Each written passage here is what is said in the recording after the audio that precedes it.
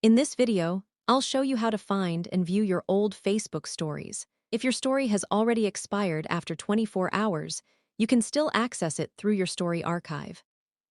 First, open the Facebook app and tap the menu icon in the bottom right or top right corner, depending on your device. Next, tap the gear icon to open settings. Scroll down and select Activity Log. From there, tap Archive and then choose Story Archive. Here, you'll see all of your previously posted Facebook stories that have been saved. If you don't see any stories, tap Settings within the Archive section and make sure the Save to Archive option is turned on. This allows Facebook to automatically save your stories after they expire.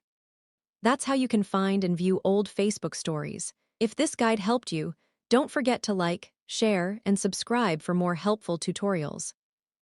Thanks for watching, and I'll see you in the next video.